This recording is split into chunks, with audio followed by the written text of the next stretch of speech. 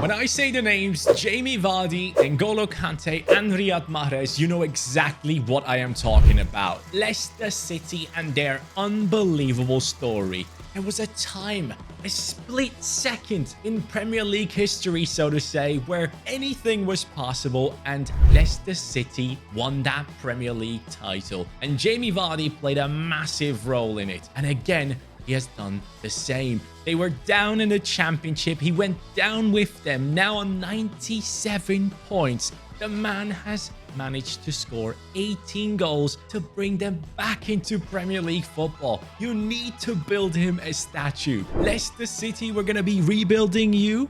Today, it's going to be in the Premier League. And most importantly, there's going to be a twist to this rebuild. Excellent. I will be focusing on bringing in players that technically, or at least in terms of the opinion of people, have failed this season to perform to the level that many people expected them to do so. So, Leicester City, I need you to give these people strength, as they will need it because their performances have been very lackluster. Failed Wonderkids all around. Let's bring them in. Yeah! Initially, though, let's understand that this was not just the doing of Jamie Vardy with his 18 goals. Mavi Didi also had an unbelievable season. The man has gotten himself 12 goals and 6 assists. And then you're looking at Dewsbury Hall, who has been linked to many Premier League clubs already, who statistically speaking, apparently, has been averaging the best performances in this team. And then you look at players like Patson Daka off the bench getting 7 goals. It seems like that is one player, by the way, that I always thought could be amazing. At the time before he joined Leicester City, I was kind of hoping he could join the likes of Liverpool. Now, I'm not too informed on how well he did, generally speaking, but still, it's good to see that he has managed to contribute 7 goals. Akgün is a player that I know from Galatasaray, and I have to admit, he looked like a very, very good talent. I don't know how he has done in this team, but let's be real.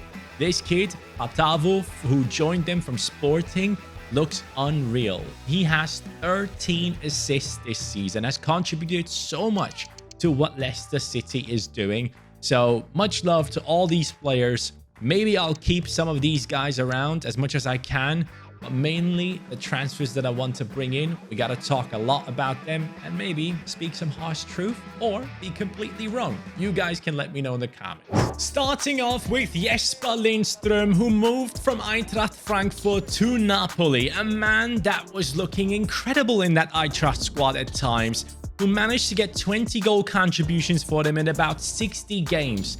This entire last year for Napoli, he managed to get 0 goal contributions. He also didn't manage to really break into the starting 11. The kid has been struggling big time. I've seen interviews about him saying that things just didn't go his way and he wants to kind of fight his way back into the team and stuff. But man, he looked so good in the Bundesliga, and I think even Liverpool was linked with him. And yeah, things have gone really bad for him. Now we're going to give him a second chance. This guy has lots of pace. He's great on counterattacks from what I've seen at Eintracht Frankfurt. 23 years old, 6 foot tall.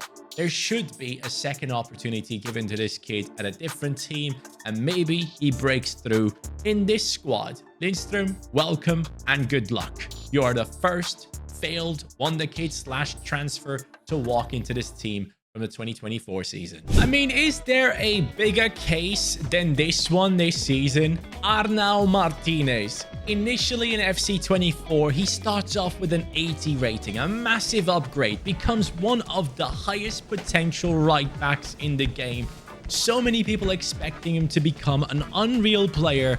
And what happens? Yan Couto, the Brazilian from Girona, completely takes over that right back position and becomes the man that everyone kind of speaks of. And Arnau Martínez only manages to get an appearance here or there, but spends a lot of the time on the bench for Girona, who mostly without him managed to get into a Champions League spot, which is just unreal. But he now comes in as yet another player who has kind of failed this season.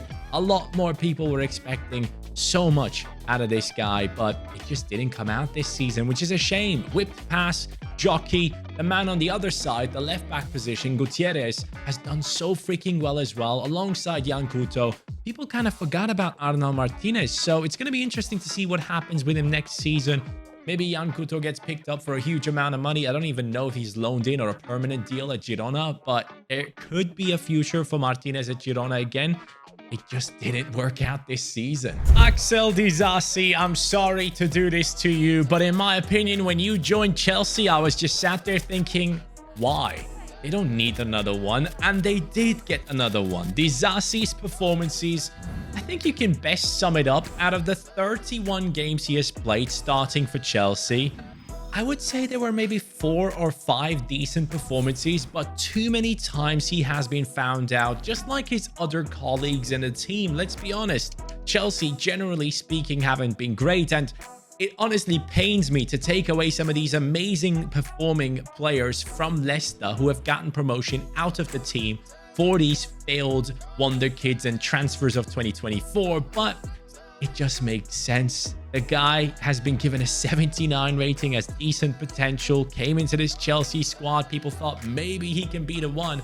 I thought you already have Badiashile. Why bring in Disasi as well? It didn't make any sense to me at the time. I mean, I get it. Badiashile is left-footed, I believe, and Disasi is right-footed, but still, I just didn't see the reason why. I felt like they should have maybe combined the fees and spent it all on one amazing centre-back instead, but yeah, Disasi, you're now part of this team.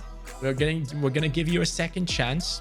Good luck with it. This season has somehow gone this way. Our first season back in the Premier League, and we get the 6th position locked down, which means Leicester is going straight from promotion into European football.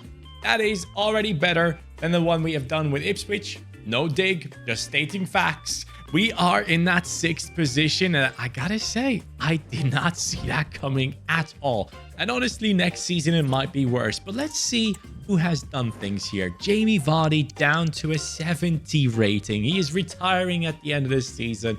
I really hope he actually plays another season for Leicester. If you guys know, let me know in the comments down below. Has he already been vocal about actually playing another season of the Premier League for Leicester? Yes or no? That'd be lovely to know. But we are looking at Lindstrøm, who came in now with a 78 rating. Where the hell is Fatavu? Where the hell did he go? Okay, we're going to have to take a look at that. What happened to Ndidi? Bro, how did my team fall apart? What's happening here? It fell apart, but we still are where we are, which is quite impressive if you ask me. I'm going to check the transfer hub. I made sure that most people don't have any release clauses, so this is very confusing. Ndidi to Real Sociedad free. Oh, his contract ran out. Okay, now that is different. Well, anyways, I was looking to bring in other players into his position, so now that position opened up even more. We just lost out on the money, I guess. But let's take a look at the situation here. Mavididi, 17 and 8. We have Dewsbury Hall, not Drew, it's Dewsbury Hall, coming in with 10 and 6. Iheanacho performing when Jamie Vardy dropped out of the team. Lindstrøm has done quite well. Where the hell is Fatavu? Has he been recalled by his team? Is that what happened? Was he still on loan? I guess he was. Abdul Fatavu has returned to Sporting. Okay, makes a lot of sense. I'm still going to shortlist him. Maybe at some point we bring him in as a backup player, just so we have one of the top performing players from Leicester this season coming to the team again. But we will be filling his position as well with another player who I think has kind of failed this season, but this team did not fail at all. First season European football? Are you kidding me? Let's move to season 2. Let's do it. I mean, let's be honest. Is there anyone else for that right wing position? It just has to be Antony. I'm not even going to say his stats. We all know what it's about. The guy has under-delivered massively for the amount of money Manchester United put into him. Believing in Ten Hag that he can be that next big thing, because he did some stepovers in the Eredivisie. Like, lads, don't get me wrong, I watched him in the Eredivisie. He did have his moments where he looked unreal, but his attitude always seemed to be in the wrong spot. And it just continues to show that he just isn't a player for a team like Manchester United. And now he's going to come into our team as one of those failed Wonderkids, failed transfers, whatever you want to say. 84 pace, 73 shooting, 74 passing, 85 dribbling, 5-star skill moves, 1-star weak foot. The reincarnation of Arjen Robben in that sense. He comes in, but then again, Arjen Robben, man, this guy would love to have his career. We are looking at a lot of play styles. You can just tell by the way EA actually put these stats on top of this dude that they thought he was going to be the next big thing, just like Manchester United. But he comes in with an 81 rating now. Antony, this is your second chance. Let's see if your stepovers work over here. When it comes to this young man, it's not just this season, it's the season before that and possibly the one before that as well, where he was just underwhelming. Moise Kean, who had moments where people thought, hold on a second, there is some player in there, but this past season, he has done basically nothing for Juventus. He does have like 2 assists to his name in the past calendar year, basically. But man, that's not it. People were thinking he's going to be the next big man, not just for a team in Italy, but also for the nation itself.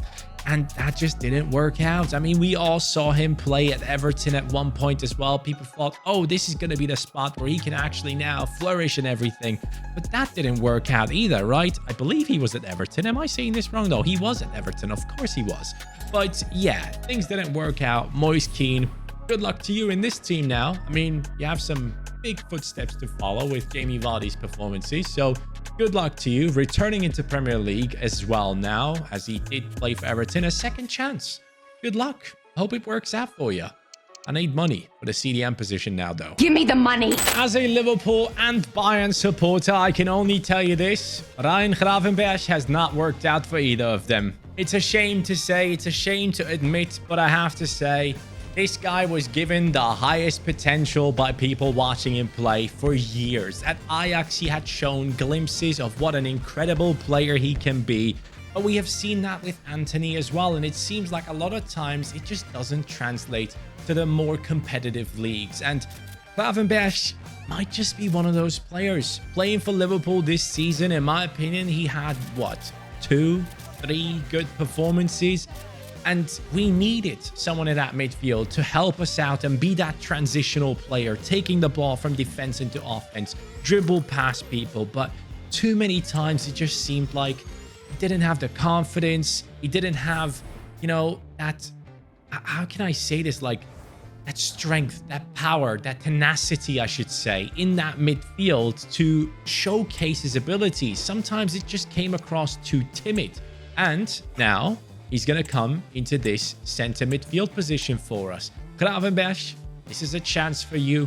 81 rated at this stage. Stats-wise, unbelievable. Play styles, everything there. The base of an unbelievable player is there. He just hasn't been able to showcase it outside of Ajax. And that's what everyone is waiting for. Is he going to remain a player that always had high potential but never lived up to it? Or is there a time where it actually changes? The fact that it didn't change with Klopp and is supposed to change with Arne Slot coming into the Liverpool squad, I don't see it personally, but hopefully it works out. The season is done and I cannot believe I'm actually saying this. We did even better than last time. I thought last season was a fluke. There's no way we would do better, but we have done exactly that. 65 points with these failed Wonderkids and transfers making their way into the team. I mean, wow. We are getting European League football again. Last season, we got Europa League in the group stages. We actually went ahead and got through in first place. In a round of 16, though, Leipzig kicked us out, and they are the team that won it in the end. So no shame in that. Leicester City, let me see the squad. Moise Kean, 83 rated. Lindstrøm, 80. Antony up to an 85. I probably should turn him into a right wing. He would probably be even better then. Mavididi on an 80. Dewsbury Hall looking solid. Gravenberch up to an 85. Martínez 84. Disasi 84. Christensen, who has come back into this team and just by chance has taken over that position from Justin, now is 80 rated, with Thomas also growing in that position. I sold Justin James, but Hermansen, well done, buddy. 24 years old, up to an 80 rating. Maybe possibly one of the only players that we're going to keep in this team. We'll see what happens, though, at the end of this. I mean, Dewsbury Hall is 26 years old. If he keeps going, good stuff. Performance-wise, we are looking at 23-5 from Moise Kean, 21-6 from Antony. I could never see that happen in the Prem. Let me be honest. I mean, that would be the biggest turnaround of a career.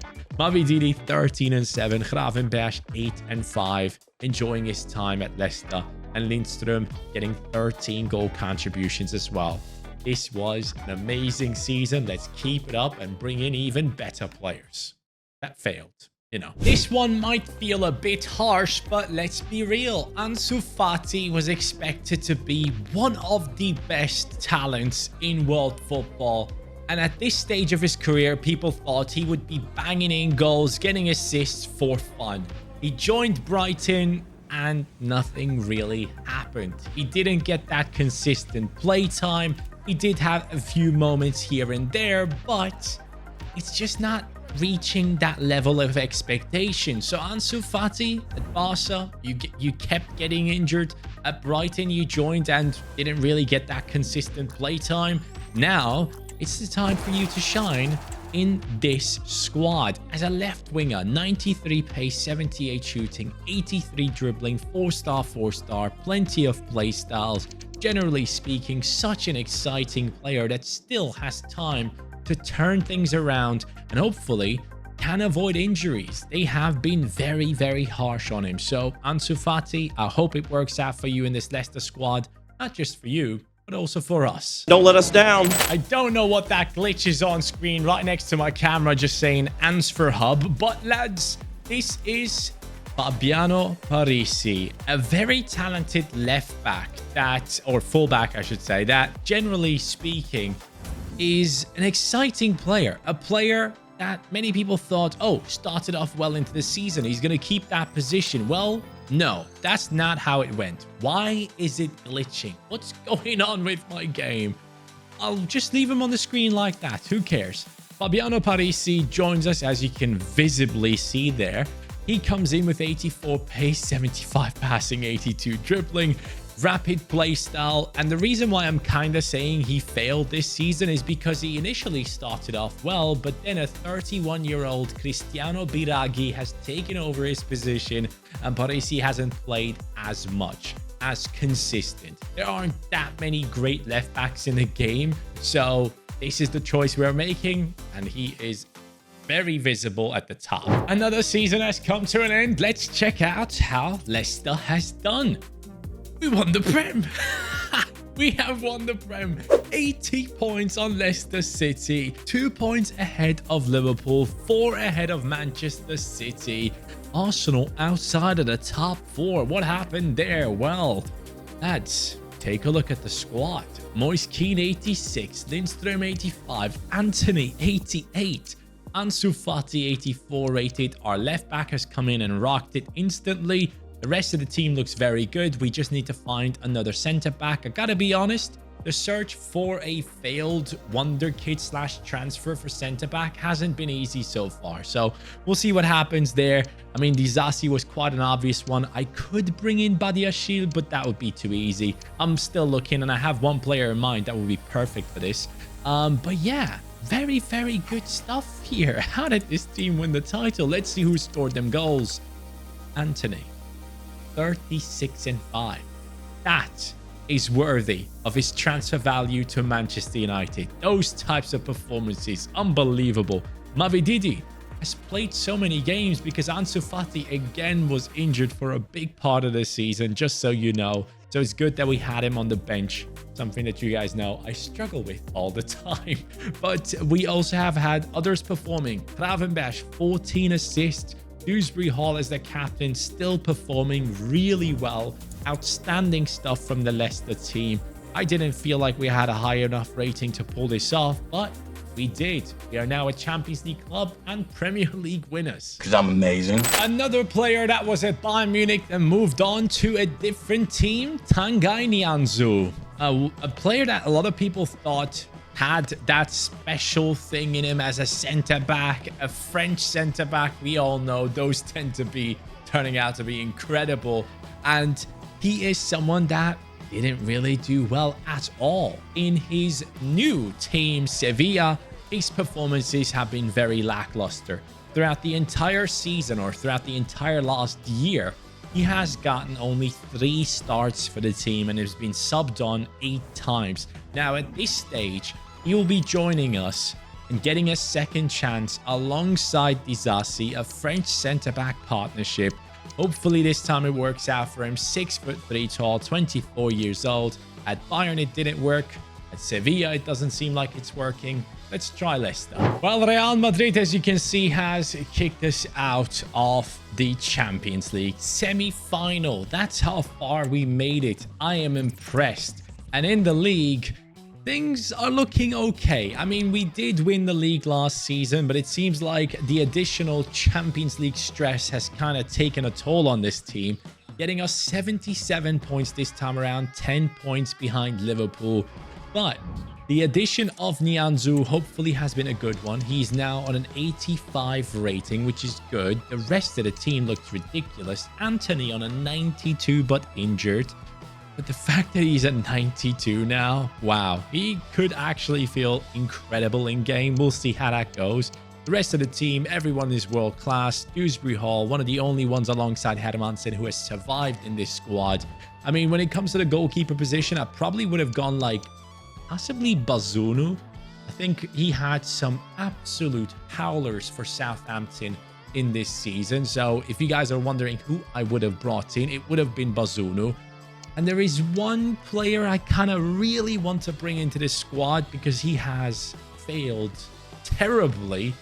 And he could be competing with Dewsbury Hall in the next season. So I'm actually going to do that. But lads, let's check out the stats real quick. We have 30 goals on Ansu Fati. Okay, I love that. That is amazing. Good stuff, Ansu Fati. Congratulations. Congrats, man. And in he walks. Of course, it is Orkun Kökü, who at Feyenoord was the captain, was doing incredible things, was picked up by Benfica, and disappointed. I have to admit, he has disappointed, not just on the field, on the pitch, but off the pitch. He has made some comments about the coach and basically spoken against him and said, hey, you brought me into this team telling me that I was going to do this thing, but you made me do this and play me a lot more defensive whilst I would like to play a lot more offensively. And I can tell you right now, the Orkun Kökü I know from Feyenoord, if he just transferred his game into the Benfica team, he would have been unbelievable for them. If he played in the same position with the same role, the same things he needed to do on the pitch. But at Benfica, he all of a sudden played like a deep-lying midfielder, and I didn't like it at all. He didn't have a lot of touches on the ball. He barely ever touched the ball in the first couple of games I saw him play. And yes, he did have some good moments. I'm not disputing that. He actually is class. He is an incredible player.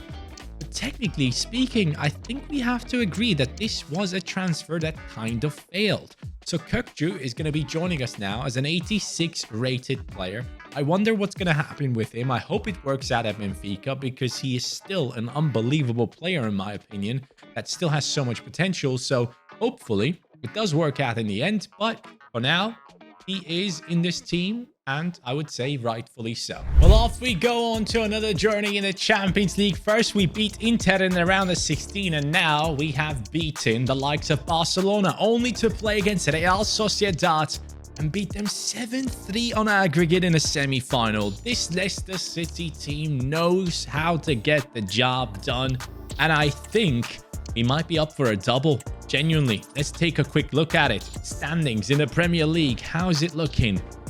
First place, Leicester City. Not the most points, 77, but enough to win it after all. City, Liverpool, United behind us. Leicester City. And I still remember when it happened, when they actually did get the Premier League trophy with Jamie Vardy, Mahrez, Kante, Danny freaking Drinkwater, and all these guys. What a moment that was. Everyone wanted them to win it. It was just so nice to see. I really hope that type of thing happens again where it isn't Manchester City winning it. It isn't Arsenal, Liverpool, or let's say United. Let's say someone comes up, gets promoted, and gets it done like Leicester did. What a story that would be again. It would give every single club hope once more to be able to compete with those that are spending billions. But let's jump into the stats and the team. First of all, we are looking at a squad where Nianzou has a red card. Great. Okay, I won't be able to use him. Parisi has to play 57 pace. This is going to be fun. That is not going to be fun at all. That is going to suck. But anyways, let's put these guys onto the bench and move on. Gravenberch, 92. Antony. Why is he not a right wing? 94 rated at this stage. Moise Kean, 90. I mean, it is well and truly a Champions League winning squad in terms of the ability. It just comes down to if I can actually pull it off. I've been quite strong lately, though. We haven't lost in a long time. Antony, 22-11. Gravenberch, 19-9. Moise Kean, 17-5. Ansu Fati with yet another outstanding season, 15-18. Kökü off the bench with 11-4. Quite impressive stuff. Now to see how PSG is going to be lining up. I do think Mbappe is probably still there, right? Let's see. Yes, he is. Barcola and Dembele. Fabian, Lee Kangin, a lot of originals. De Paul is joining in. Meyer has joined them. Guehi, Saliba, Araujo, Donnarumma. Okay, so the front five basically are the same, but then we drop down to the new lads coming in. Interesting stuff from PSG. Definitely a team that should be worried about. As we go into this matchup, I actually want to know from you guys, which one of the players that we have brought into this team do you think can turn their career around and actually become a beast at some point? Let me know who you think that's going to be. For me, I guess I would have to say Gravenberch or Ansu Fati. Those are the two that I can think of right now. Antony, I don't see any hope, I'll be honest. Oh, that's a good ball. That is a very good ball. Mbappe. Wout Faes left to dry there, and we are doing well enough with our goalkeeper. It's left out to dry, isn't it? It's not left to dry. And there goes Hermansen again. Our keeper is a beast. Barcola. Arnau Martínez. Wout. Big Wout, get involved, please. Keeper it is again. Doing well enough here. Moise Kean, Lindstrøm, Gravenberch. It's a beauty of a ball. Coming right towards Barcola. I'm trying to get in there, and we do. Chasing him down. Lovely. Disasi, thank you very much. Antony. Off we go with Lindstrøm. What a backheel pass for Moise Kean. Lindstrøm to score our first proper chance. 37 minutes in. Great play from the team. PSG just about avoid every single tackle I can put in. Wout. Big Wout. Let's go. He does well enough there. Lindstrøm this time for Moise Kean. Surely the striker does better than Lindstrøm, right? Yes, he does. It's the other way around this time. Last one, it was Kean setting up Lindstrøm with an incredible back heel. This time, it's the centre attacking mid of putting that through ball in for Moise Kean to finish it. And it was too easy for him in the end. Against his former team, PSG, Moise Kean steps up. I do worry about his career. I must admit, I actually don't know if this guy will ever be able to turn it around again. I feel like he has to go to some French team and become their #1 striker and ruin everyone. Dewsbury, yes, lads. Go on then. Original Leicester for a reason. Into Moise Kean once more. He's going to go with the low. I don't know. People tell me when you just press the shot button very shortly, it's a low driven. I hate the fact that it's not a button combination anymore to do a low driven shot. Dewsbury Hall. Good cross. Ansu. Decent chance for him. Dewsbury Hall trying to put in a tackle here. He doesn't get around there. Mbappe. Wout. Mate, honestly, the way Wout Faes has held down Mbappe in this game is ridiculous. Antony. Step overs. Lovely. Into Lindstrøm. Off we go. Into Moise Kean. Smack it. Ah, that would have been perfect. But it's done. 1-0. Leicester City have actually pulled it off with failed Wonderkids and transfers of the 2024 season. It doesn't mean these guys won't have a good career. They can still go on and do big things. But I gotta say, the best players in this one were definitely the likes of Dewsbury Hall. I really enjoyed him. His ability to take the ball off of opponents was unreal. Wout Faes shut down Mbappe with his 57 pace. So impressive. And then in the attack, Lindstrøm and Moise Kean were the most important ones. Antony and Ansu Fati, barely any input into this game. But man, we deserve to lift this trophy. And he definitely deserves to lift up the trophy. Leicester City back into Premier League football. I can't wait to see them play. Really, really happy about their return. But lads, this is it. We did really well, and I think it was a great concept. I hope you guys enjoyed it. Have a great day. Take care, and peace.